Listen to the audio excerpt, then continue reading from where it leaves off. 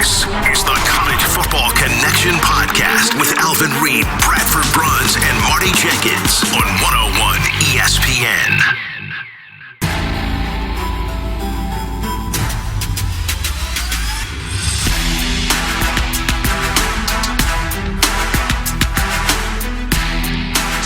Leave those Tigers for dead in Norman. After all, perhaps there is a late-in-the-game plot twist, Alvin, between Mizzou and Oklahoma, plus Week 13 intrigue galore as we gather once again for the College Football Connection here in studio in Creve Coeur on a rainy Friday morning. Bradford, Bruns, Alvin, Reid with you only on 101 ESPN, the YouTube channel, and 101ESPN.com. Quite a difference, Alvin, as far as coming into the studio space this morning, feeling more like the classic fall conditions. Absolutely. I missed you guys last week. We were just audio. Hey, thank you. We're back. We're back. Love checking you out. Yeah, baby.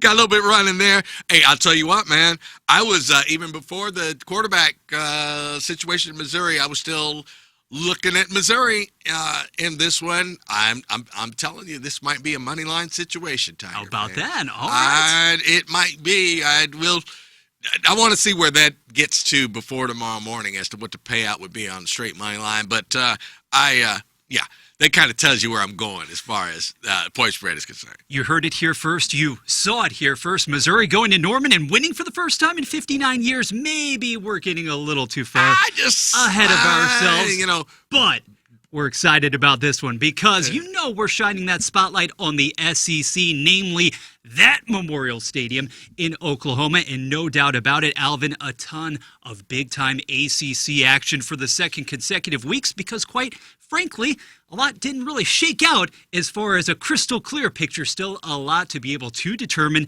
down the stretch. But without any further ado, you know that we have to get into number 22 in the CFP rankings, number 23 in the AP, Missouri, the team that you just can't keep out for successive weeks, it appears, on the heels of what was an authoritative beatdown of Mississippi State, putting 49 points on the board. First time, Alvin, the team has reached that number since early on in the schedule, especially from a defensive standpoint. And then you had the Herculean effort from Ahmad Hardy going into Oklahoma, which right now is number 8, holding in a steady manner, favored by 6.5, over-under sliding up just a tad to 42.5. But the main story here, if we're talking about the on-field product only, I don't want to dive into all of the ramifications involving the head coach at present. Maybe we'll do that in a few minutes. But it is about whether number 9, Beau Pribula, not even a month removed from that gruesome, disgusting injury sustained at Vanderbilt, Alvin, back on the 25th of October. Dislocated ankle. We thought for all intents and purposes that is it for the season. That is perhaps it as far as Beau Pribula in the black and gold. And yet, as of last night, that's why we love having a late in the game, late in the week presentation here for you on the web. Beau Pribula has not only been lifted, that tag has not only gone from doubtful to questionable, but frankly, I would be shocked if he didn't at least give it a go to start this game, if for no other reason than to give Missouri still aspiring to reach double-digit wins. Could do so, could set a record for the program. 10 wins in 3 consecutive seasons. It is on the table. And if you want that injection of energy, the hostility, the atmosphere, the true freshman, he has a couple of games under his belt. But that's nothing compared to what you're going to face at OU, if for no other reason than to really rile up the troops, Alvin, and give yourselves a representative chance off of the bat. I'm telling you right now, go with the former Penn State guy. He's doing it. He's doing it. Okay, man, we differ on this. Coach Drinkwitz, let the kids start, man. What do you get? Ahmad Hardy just rushed for 300 yards. Yeah, he did. Second guy to do it. Only happened twice.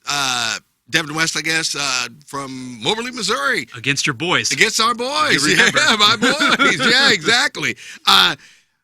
You're going to hand the ball off a lot anyway. What's the point?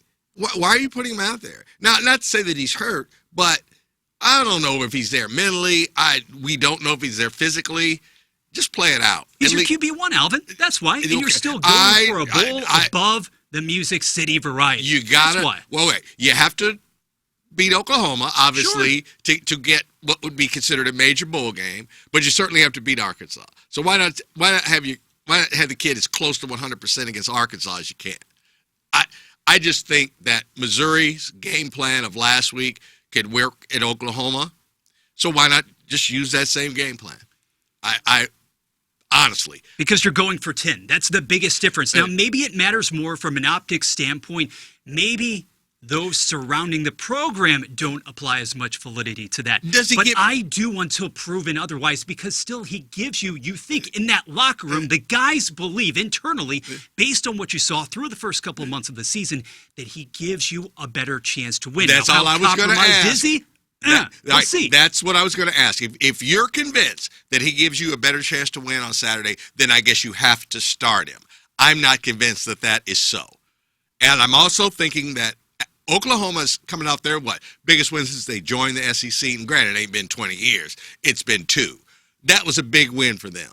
Can they follow that up with a big win at home against Missouri? I'm not saying they'll be flat, but I'm saying, boy, they had to leave a lot on that field and come out of there with that win. They played an excellent football game.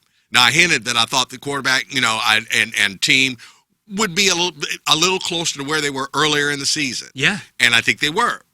But I think Missouri hangs. I think Missouri can cover the 6-5, if only because I think Oklahoma, I don't want to say left it all out on the field down there in Tuscaloosa, but they left some of it on the field. I think Oklahoma wins the football game, but I'm beyond covering. I honestly think that Missouri can win this football game just because of the circumstance of where it all plays out right now at the tail end of the season. How OU was able to engineer that victory at Bryant-Denny, shattering a 17-game home winning streak for the Crimson Tide, doing so also with just 212 yards, total yardage output there.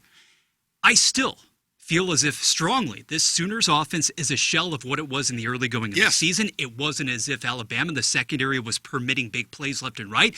The fact remains that over his past 5 games, John Mateer, has thrown for the grand total of 2 touchdowns, okay? Now, he was able to once again scramble outside of the pocket and do some commendable things with his feet down the stretch, securing the victory. He's a winner, plain and simple. But the reason to me, Alvin, and why I'm so stuck on this right now, the Pribula angle, is because for everything that Ahmad Hardy did 1 weekend ago, for everything he has accomplished in really a stealth Heisman-worthy, or at least being on the ballot type of campaign, okay? And I still don't think all the talk after the game surrounded Eli Drinkwitz. Where are you going? What's the latest in the way of the rumor mill, the speculation? Your guy, the best player on your team, just ran for 300 yards in an SEC game. Yeah. Okay, not against Louisiana. But I digress. Because this is about Pribula and about what you're able to do to complement Hardy. It's not as if for this game, even if you want Alvin, okay, to give it to him, to put that in his stomach, Hardy, that is, for 25, 30 times and try to maintain some stranglehold over the time of possession. OU has the best run defense in the entire country, only allowing 80-ish yards per game. Okay, you're going to have to do something to try to open up the field, keep that Sooners defense off balance, and that's where Pribula, for me, comes in, because Zollers, through a couple of games and change, what have you consistently seen? There has been that propensity to try to go down the field, trying to target, in particular, Donovan Olubade. You're not going to have the time in which to operate and be able to execute a sideline pattern or two. You're going to have to get the ball out quickly and with touch in the intermediate areas on the field. And that's where Pribula, for all of the criticism surrounding the deep ball, and that was definitely valid, especially against Alabama. We know how many throws he missed in that critical contest. He's able to do that because it's about tempo, it's about rhythm, it's about getting the ball out quickly. And even though Zollers was more efficient, going over 50%, a weekend ago, Pribula is able to do that for you, and it's going to behoove him as well, considering the mobility, it's still going to be compromised. So I just think, to me, this is not actually a conversation. It's not a consideration if he can go, if he has been cleared by the medical sources. And by all accounts, that's what we're looking at here. You're going to see that man at 11 a.m., Alvin. You're going to see him. Okay. Really thrive. All right. Well, all right. Now, is he the same runner of the football that he was before he got hurt? Not at all. So all right. So short, intermediate passing, I get it.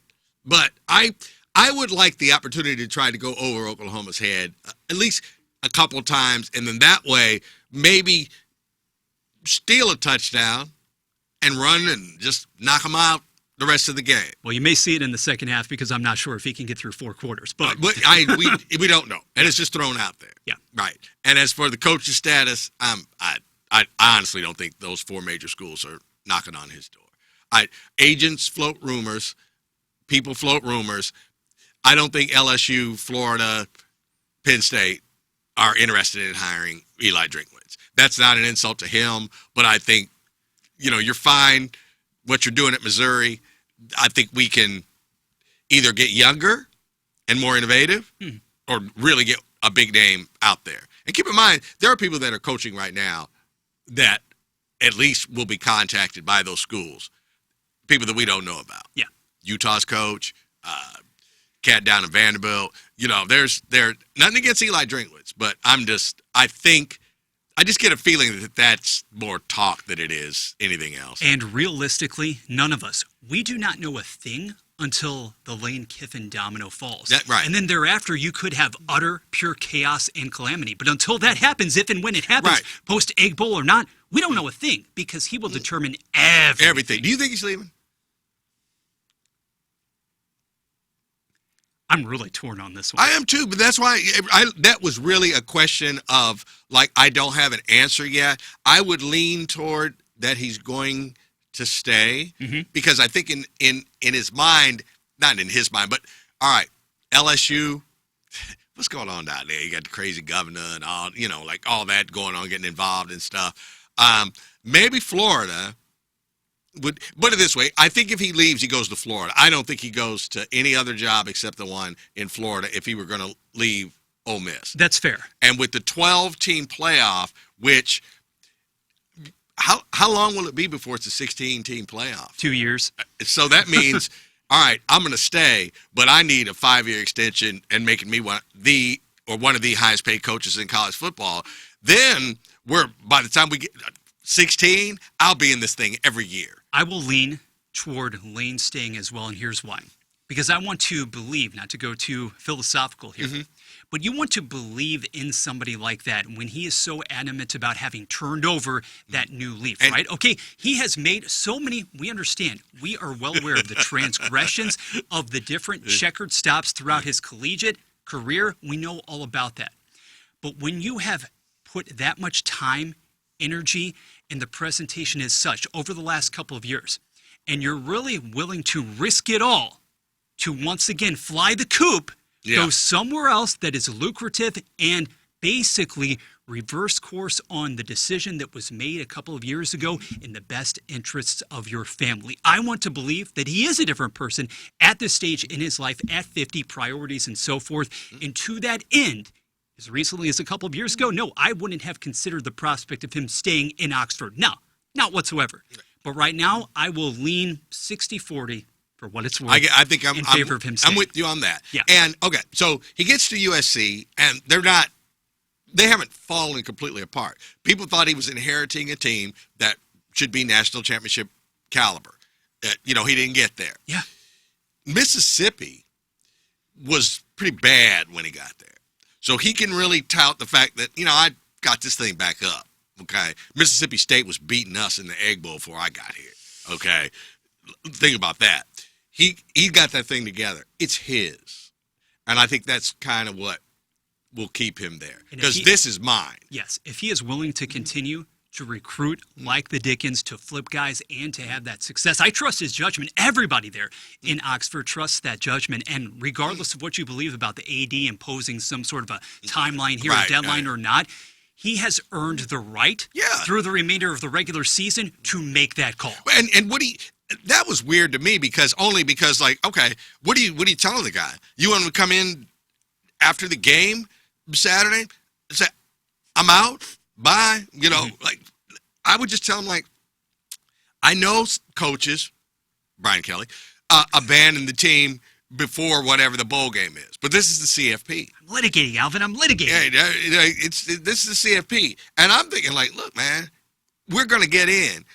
How about we play out this hand before we start talking about ultimatums and all that? So I honestly don't believe that the administration at Ole Miss told him, you got to decide by the Egg Bowl. I don't believe that. Because basically you're saying, like, look, if you decide you're going to go, we don't want you to coach in the college football playoff. No. Come on now. That don't make no sense. You were totally irrelevant. You're waiting now, admittedly, on pins and needles. But again, Lane Kiffin has earned the right to basically make that call. We will see what is to be determined along those lines, no doubt. And that's another reason I think he's staying.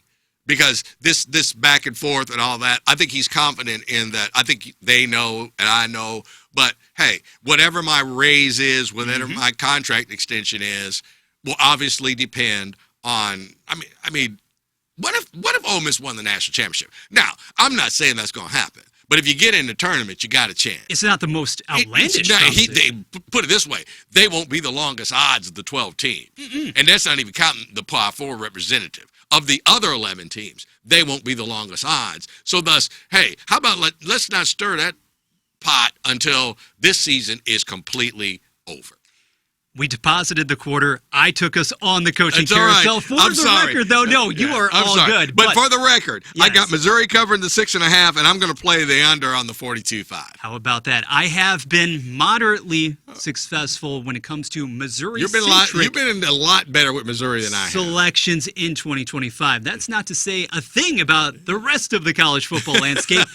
In this instance, though, and once again, the late in the game switch, that bump of 1 point, essentially saying, Oklahoma, you're not going to win, or we're on the borderline there of a touchdown period at home at 11 a.m. with an opportunity to get to 9 wins with just one more game after that to clinch your spot in the CFP. I'm obviously expecting more in the way of contributions from Pribula in this contest. I think that Missouri can hang once more a la Texas A&M for a half or so. And then it will become an issue of fatigue, of attrition, specifically for that defense, because it's not as if I feel, Alvin, that OU is absolutely going to go gangbusters when it comes to offensive productivity. Absolutely not.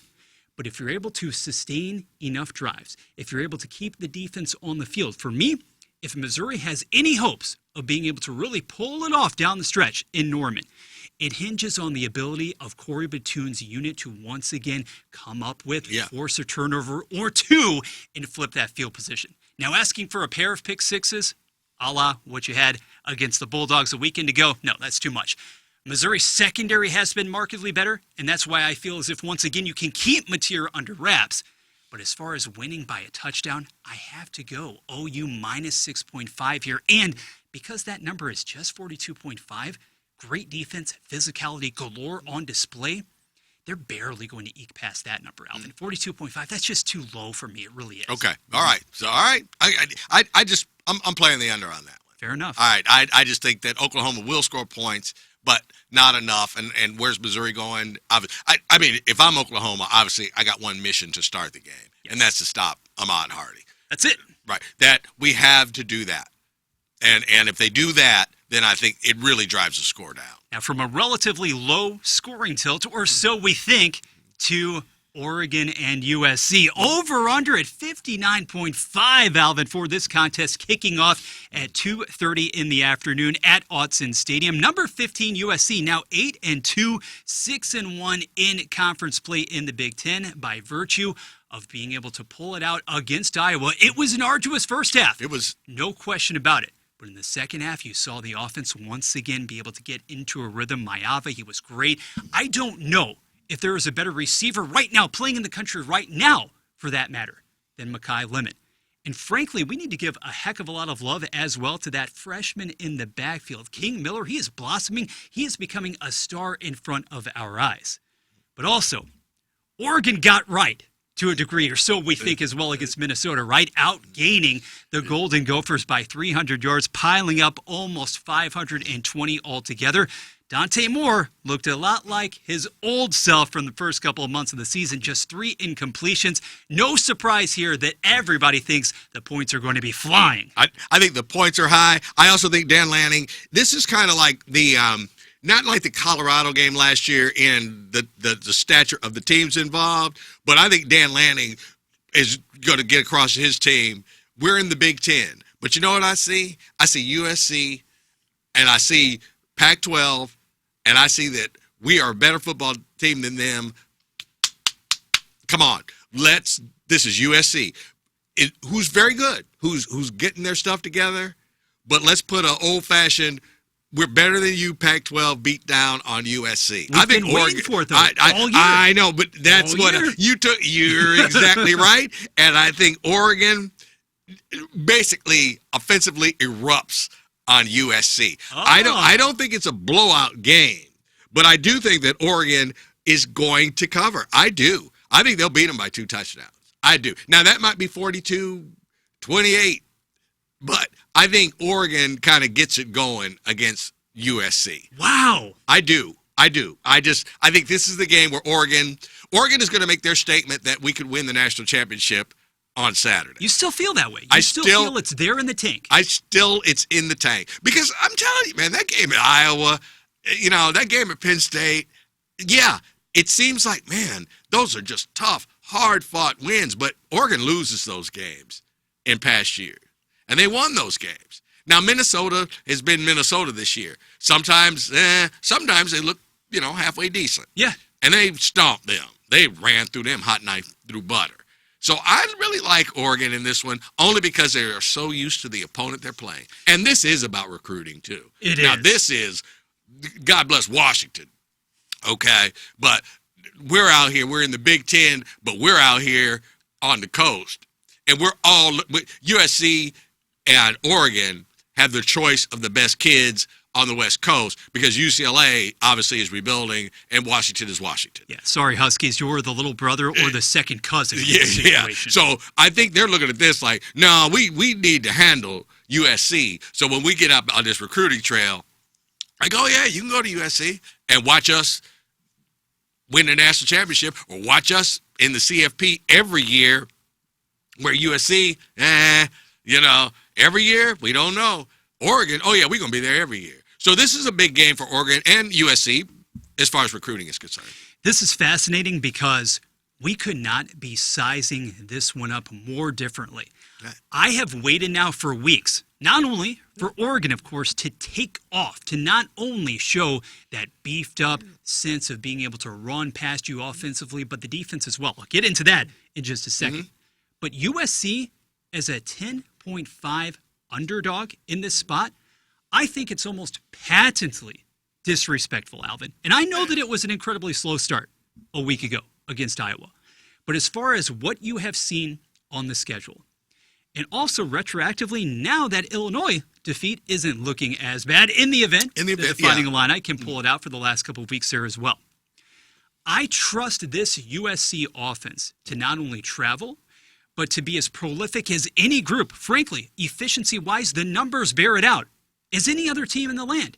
And here's a little food for thought for you as well. USC is incredibly good when it comes to getting inside of the opposition's 20-yard line.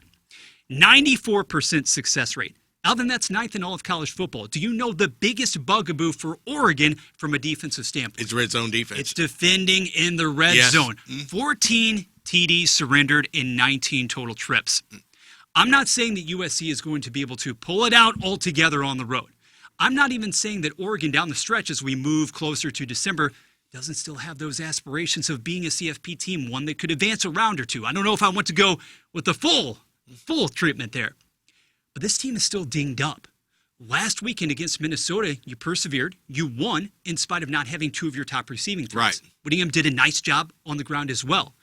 But if there ever were an opportunity to take down Oregon still being vulnerable without having had a lot of rest, it's right here. USC barely loses this one, maybe by a field goal. It's going down to the final possession, but because of some turnovers, I'm anticipating things getting a little wonky in that fourth quarter. I'm actually going to go against the grain here and take the under on the 59.5. I will probably live to regret that, considerably so, but there is no pessimism at all about going with the USC Trojans here. Give me Trojans plus 10.5. All right, USC played Notre Dame on the road, okay?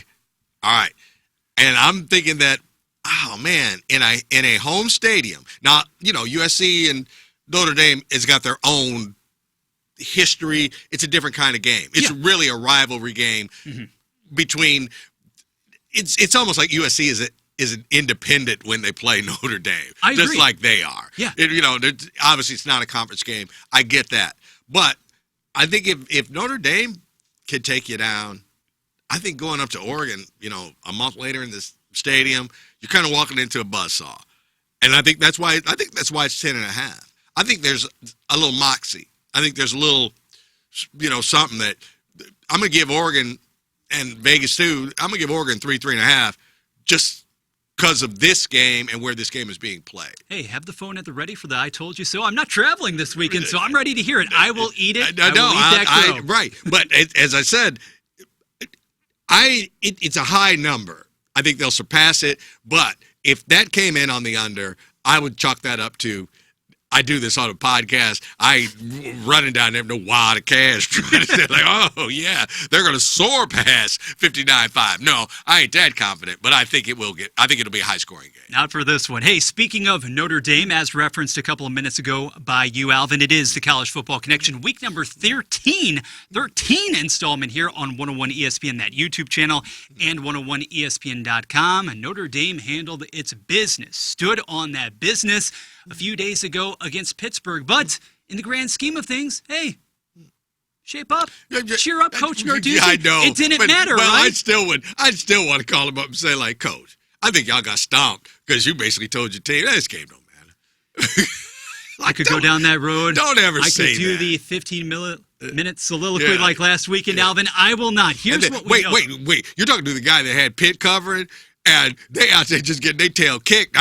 Hey, Coach, for those of us that are trying to help the common man out there who might be wagering like some serious money or something, you got to let's not be waving the white flag 2 days before the game. When it comes to yours truly, trust in two schools this season, Mizzou and Notre Dame. You heard it, guys. All right. They're okay. the audience. But here's what Pittsburgh has on the table for this week. And everything is still there with respect to the conference race in the ACC. But traveling, Bobby Dodd Stadium, 6 p.m. tomorrow night. Number 16, Georgia Tech, favored by just 2.5, over-under figure of 61.5. And Alvin, you understand why the number is pretty low in that sense for Georgia Tech, because, goodness gracious, as bad as Pittsburgh looked for considerable stretches in that game against Notre Dame, well, Georgia Tech needed another patented Haynes King rescue to be able to get past, that's right,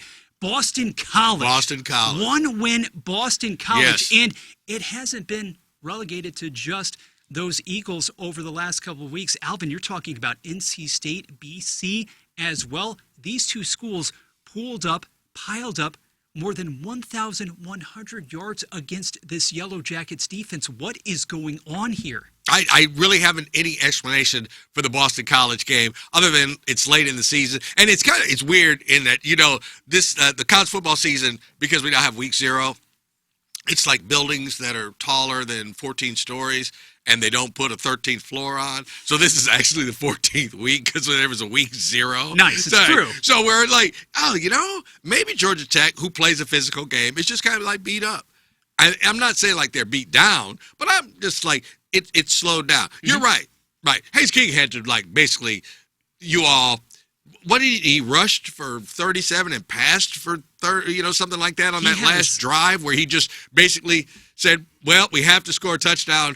I'm going to score a touchdown. He has 7 rushing TDs in the past 5 games. He has 3 straight 300-yard passing games. In short, he is doing for Georgia Tech right now exactly what John Mateer did for Oklahoma at the beginning of the season. Right, and the absolute correct word you used was just 2.5. That's why I'm leaning Georgia Tech. Yeah. I thought it might be a little bit higher than that at the beginning of the week. It has been steady. It's been steady. I was going to say it settled at 2.5, and it's been there. I think Georgia Tech covers 2.5 because I think Georgia Tech wins by field goal. Literally, maybe a little bit more. But I think, first of all, I do think that Georgia Tech's going to win the football game. I think that Georgia Tech's brand of football is such that they can exploit the Pitt weaknesses just like last week. Mm-hmm. And I think they'll kind of run the same thing. I think we can out-physical Pitt. Pitt has kind of been in the right place at the right time. Keep in mind, Pitt earlier this season lost to a sorry West Virginia team, which has shown some signs of life as the season has progressed. Rich Rod! But I'm just sorry, like Pitt, man. The only reason the Pitts of the world are actually in this thing is because Miami tripped. This should be about Miami playing Georgia Tech or something like that in the championship game, but Miami figured out a way to lose 2 conference games. Now you still have teams like not only Pitt, but a Duke being viable with Duke 2 weeks to viable. go. Right. How about Coach Belichick at the cheerleading, men's cheerleading tryouts or whatever? You love to see it. And you got a football game on Saturday, but against a rival from your own state, from right down the road.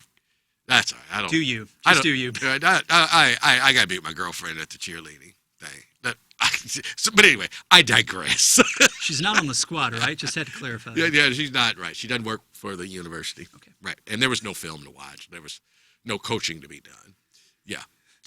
Do your job. We're on to Virginia. Or not. Or not. I like that. What's great here for Georgia Tech, though, honestly, if you want to talk about more of a streamlined path, and it has been as convoluted as ever in the ACC, that's been a big part of the fun this year. Exactly. But winning out is. This is your finale. Yeah. Whereas for Pitt, okay, all you have to do is vanquish Georgia Tech in its building, and then you have to knock off Miami. And okay, you earn the right to play in the ACC title game. This is it for Georgia Tech. And after 2 heart stoppers in a row, I'm hard pressed to think that honestly, Alvin, once this flips past intermission, that it is much of a game. Georgia Tech in a resounding manner here, minus 2.5. How about minus 13.5? Because I would do that. And I'm not saying the defense is going to get well. But now we are seeing more and more chinks in the armor as well for Pitt's freshman quarterback. He was a sensation upon immediately making that change a month or so ago. Everything right now seems to be clattering, coming back down to earth for the Panthers. So they're somewhere in between that team last season, Alvin, that ended the year on the 6-game losing streak and the one that won 7 in a row not that long ago. And that's just not good enough to compete here. Jackets roll. Yeah, I think so too. And at least covering the 3, that's kind of an easy one. I thought on the over-under, I'm going to go under on the 61.5. I will also say the Georgia Tech, all right, so they have a game, non-conference, Georgia. Okay. They win this game, and they said, okay, we're going to play Georgia. Let's say we beat Georgia, and then let's say we win the ACC championship game. Yeah, what do you do with the Georgia game? That's fascinating. Yeah, what do you do? But in their mind, they're going to, hey, you know what? Let's not trip over. Let's take care of Pitt. Then we go play that game, okay? And who knows what Georgia's thinking in that game. Rivalry game, but at the same time, man, boy, doesn't Georgia Tech want to win that football game a little bit more than Georgia does? Because Georgia's probably going to be in CFP anyway. If it's and if they win that, if they beat Georgia and they won the ACC championship game, got in and won the ACC championship game, then they're in the 12. I don't think you can keep them out. And then if you're in the 12, you probably are ranked higher than some of these other teams because you've got 1, pretty good season, and 2, a win over Georgia. Hypothetically, if it's nip and tuck against Georgia, but you fall to the Bulldogs, but then you bounce back and win the ACC, is there any question, or let's say you lose in heartbreaking fashion in the ACC game, but you flip it, vice versa, and you actually had won the Georgia game. Is there a scenario in which, with 2 losses one way or another, Tech doesn't actually make it? I could see Tech not making it even. Yeah. I put it this way. I could see them not making it. Then we could debate whether, like, who's in and why this ain't right and all that. But if I'm Georgia, if I'm Georgia Tech, I'm like, you know what? Win our next 2 games. I think we're in. Yes. I think we're in. Yeah. No matter what. No matter what. I'm with you there. Never mind the ACC championship game. I think we're in if we win these 2 games. Needless to say, a bit more of a daunting path for those Pitt Panthers. Yeah, we'll see what they're able to do. But from one team in Pitt, Alvin, that has fallen on some hard times to another one, I'm not going to say that the wheels are coming off there in Cincy, but all of a sudden, that team, the Bearcats, they have gone from Big 12 darling, as you know, to, well, having dropped 2 in a row in league play. And it's justifiable. You understand losing on the road to Utah. It was ugly, mind you. Yes. But then to come back home in a critical spot, in a wide open Big 12 race, and to lose in that fashion, I don't care that it was particularly close. You lost to Arizona. And after a season's worth of accolades of incredible play, we think about a lot of signature moments, right, from the QB in Brendan Sorsby. Now, all of a sudden, interceptions in consecutive games. He threw 2 in that contest down the stretch against the Wildcats, which really spelled doom for Cincinnati. So the Bearcats out of the top 25, 7-3 overall, still 5-2 in the Big 12, technically, mathematically, I suppose, alive, but hosting here in a must-win situation, hosting number 11 BYU, which itself has to take care of business. Alvin, you control your own destiny in essence. BYU favored by just 2.5 on the road. Over-under has moved up. It has proceeded to creep up to 55.5. And let me just say that BYU, following what was an absolute beatdown at the hands of Texas Tech, and I still think, for the record, we're going to get a sequel in a few short weeks. I do too. But did you ever require that thrashing against TCU? You got, well, you saw once again Bachmeier at quarterback, LJ Martin, a couple of games removed from the injury. Everything was clicking once again. And I have a hard time believing, with all of the stakes in play here, that BYU doesn't rise up, meet this challenge, because Cincy is tumbling. All right, Cincy's been walking that tightrope really all season. A series here, a series there. You know, you're losing to Kansas in Lawrence, and you drive the field 80 yards, you score a touchdown, you win the game. That's it. You know, great. More power to you. And then you stop KU, which had enough time to kick a field goal to win the game, and you just shut them down. But Cincinnati was playing like that. They were winning games, but they were playing tight games. I don't think they've fallen off the face of the earth. Okay, and I think Cincinnati. This is one of those where, all right, we're not winning the Big 12. We're not going to the CFP. This is our kind of last stand. I can see that. Let's go out here and let's beat BYU in a game of football. Let's take all of what we were talking about 4 weeks ago. It's off the table. So let's beat BYU. I like that the spread is 2-5 in that I think they're telling me that Cincinnati can win at home against BYU. And I think Cincinnati's going to win at home against BYU. I just think Cincinnati's going to play one of their better games of the season. You're right. Cincinnati has just enough passing. They have just enough rushing. They have just enough defense, but turnovers have done them in. And Cincinnati has fumbled the ball a lot too. Like, that's another one. It's like, man, the quarterback throwing, but man, I think they fumbled 3 times, and they got. It might have even been 4, and they recovered 3 of them against Kansas or something like that. And apparently they fumbled like 11 times during the season and got back 8. Just one of those, like, man, you can't play like that. Ball security. And so I think they bring ball security against BYU, which is not a high-powered offense. So I like a lower score. I like under the 55.5. And being that we're going to talk about being under the 55.5, then I like Cincinnati at home to cover the 2.5. I do. And if the wheels have fallen off, as you said, it'll show. Oh, yeah. BYU will beat them. And early. Because I think BYU is a smidgen better. I think BYU, if I had to set the line, it would be at about 2.5 or 3 points.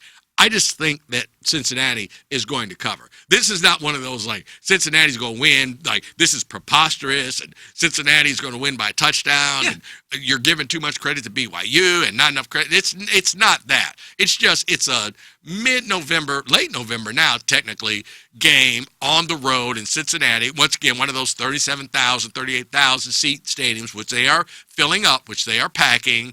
And I like Cincinnati in that one. I really do.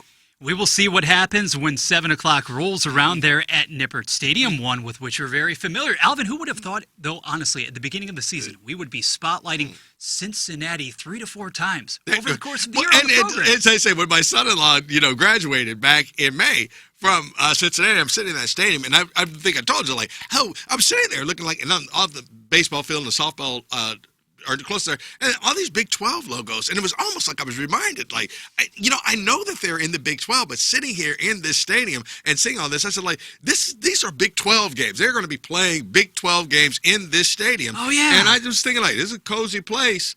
I don't think anybody's just walking in here and just dogging Cincinnati out. Their program is to a point where they could be formidable at home. And I think that will show on Saturday. I love chaos. I love the idea of opening the door for even more pandemonium in this league. Utah, Houston, Arizona State come back to the party if BYU were to fall in this instance.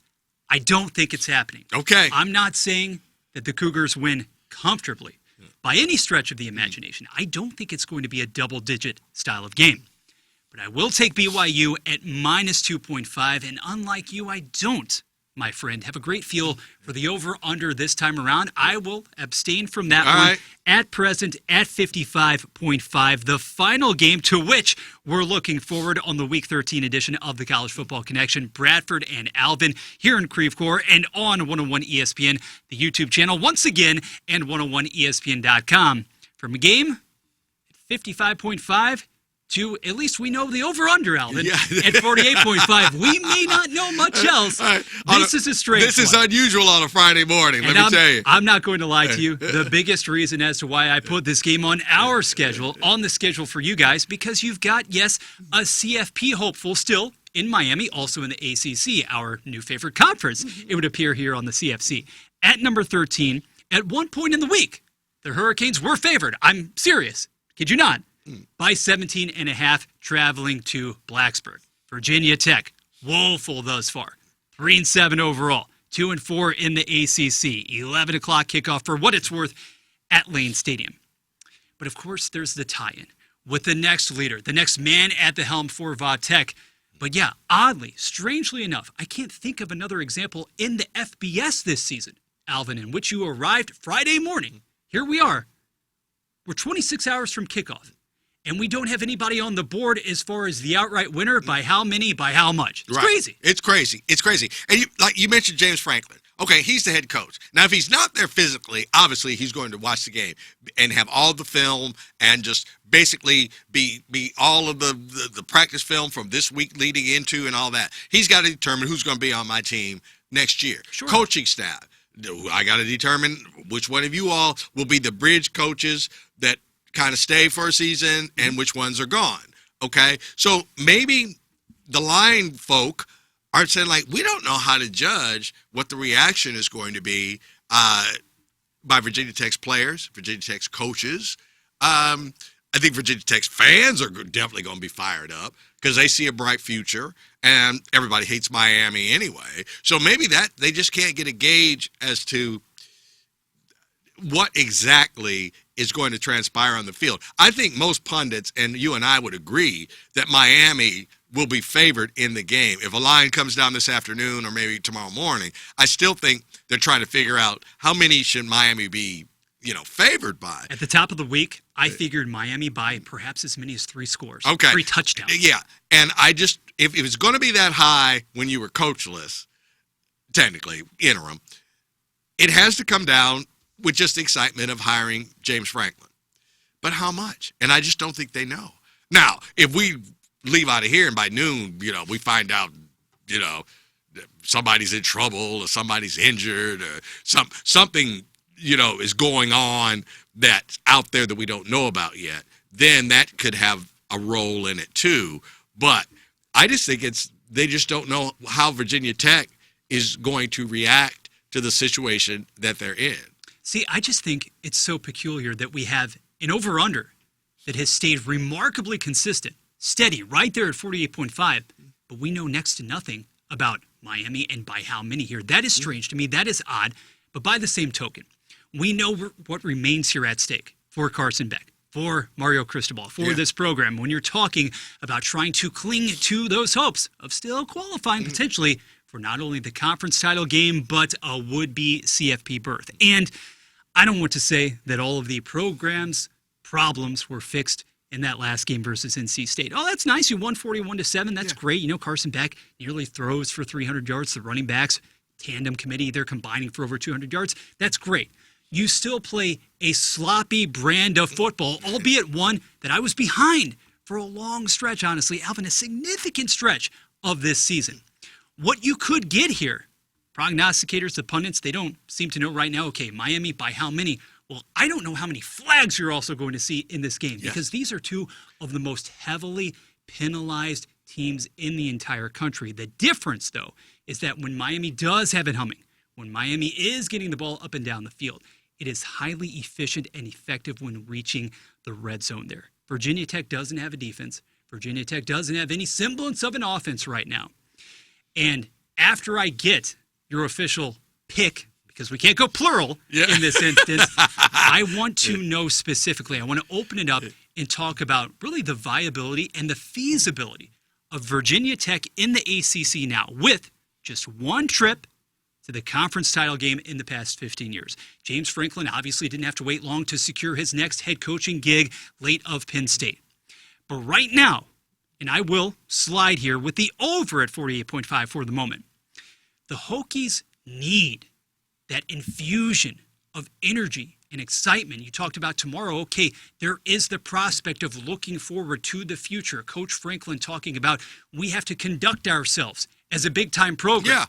But right now, you're anything but. And when I'm looking, actually, those third-party ticket sellers and whatnot, and I'm seeing that you can get into the building at Lane Stadium tomorrow morning for $5? Oh, wow. I wonder if they have not bought in. Are the fans ready? Is the program ready? Maybe for a team that has actually gone, a couple of games below, 30-33 in league play in conference games since 2018. Maybe you're a little farther away than we think in terms of actually being in the middle tier of this conference. Well, I think that's why James Franklin is there to rebuild the program builder. And I think that's kind of why it's a good hire. First of all, you got to get it back together again before we start judging James Franklin and can he win a big game. All right.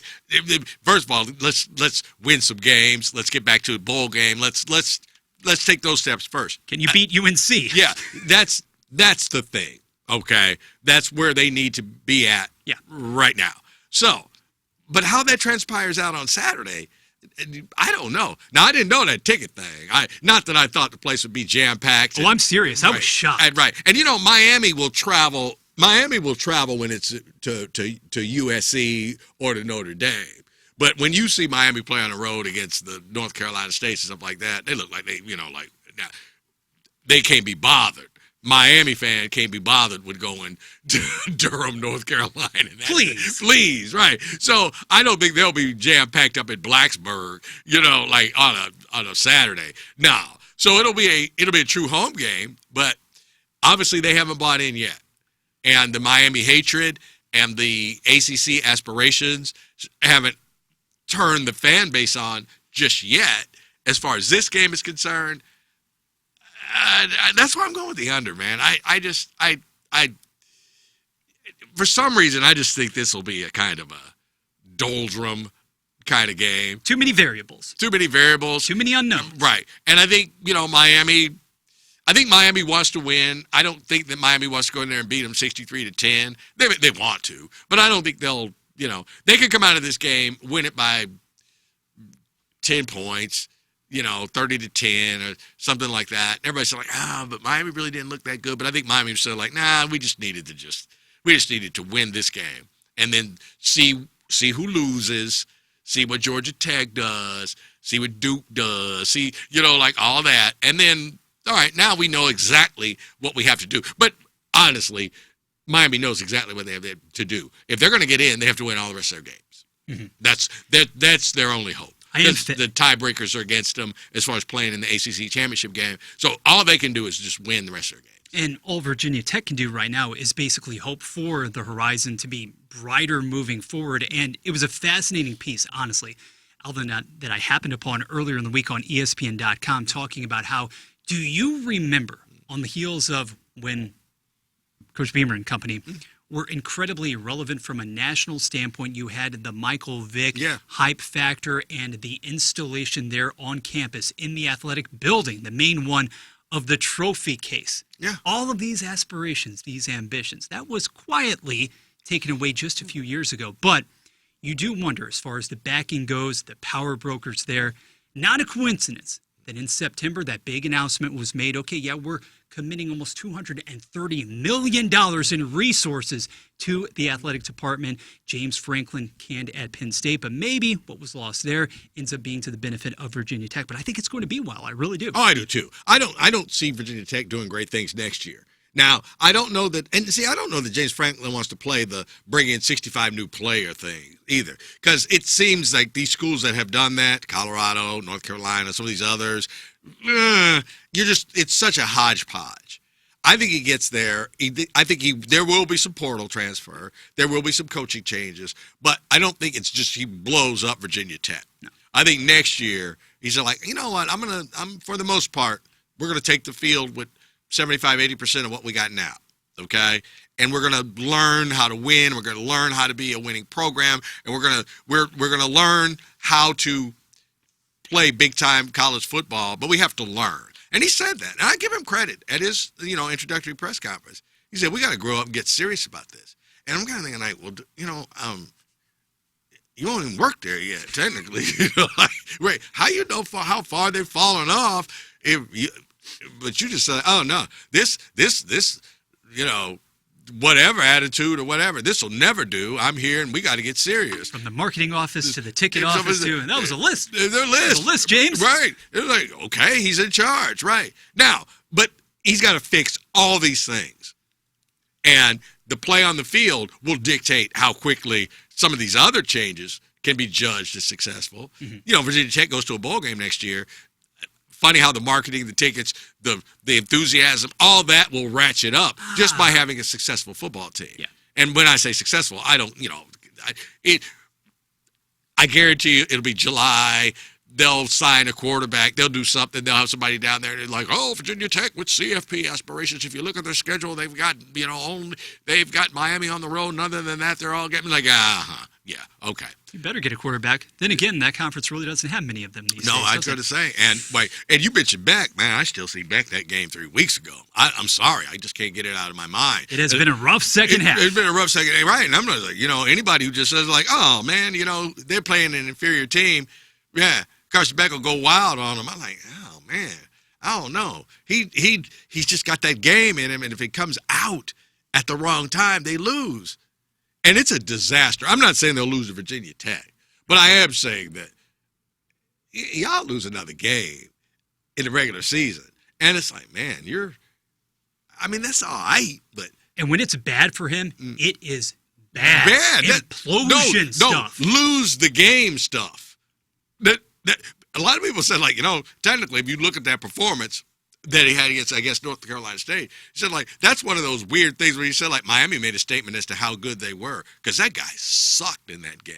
And he was giving the game away, and Miami had the ball and a chance to, like, win the game at the end of it, even though you played, like, just garbage. And it's like, wow, Miami is actually – maybe they are that if – they get the quarterback play for 4 quarters stellar. And the games they've lost, they haven't gotten that. Exactly. And I just like say, I'm not picking on him, but it is like Georgia when he was there. He said, like, dude, you're the reason we lost. We have one of the most talented teams in the country, if not the most talented team in the country. And Gunnar Stockton is coming on now. Yeah, and we lost, with you here. And he said, well, I can't not buy. I'm leaving. I'm sick of it or whatever. And they were saying, like, look, we love you, dude, but it was your fault. And now it was all humming. And I'm sure Miami fan is saying, like, these games we lost. I think the common denominator was the quarterback was not good. Beautiful start. Finale, maybe not so much. Maybe not so much. Do you know the signal caller, though, Alvin, who is not going to surrender it by any means, any way, shape, or form tomorrow? Rather, he's going to seize those reins. You know the guy. We're going to finish where we started. Number 9, Beau Pribula. Okay, all right. Is that It's going to be fun. It's going to be fun, my man. Wait, but like I said, I didn't think Arch Manning was going to play the game. He played, after he got the concussion. So now I'm thinking, like, man, I don't know. Pribula's guy, like, I just don't know that he's healthy or whatever. Watch him jump out there and be good as new. Mark my words. If he does not indeed start tomorrow morning, 11 o'clock at Oklahoma, and that is the latest report, that he has gone from doubtful to questionable on the SEC availability report. It remains to be seen. The pregame warm-ups, everything that has to follow. Will number 9 get the call from Mizzou? I'm telling you, though, I'm more than willing to pay up next week when we gather, when we have our feast of sorts. All right, Pre-Thanksgiving, I'm ready. Get a nice little treat there as well if it doesn't come to fruition in the way I have predicted. But for week number 13, that will do it for Alvin. My name is Bradford Bruns, for Marty Jenkins as well. Thank you so much, guys, in the STL and everywhere else. Good luck with your selections this weekend as we ramp it up and get ready for the holiday season. Alvin will be back next week. Not exactly sure when, but have you looked at the absolute cornucopia of matchups next weekend? Friday is something else. My gosh.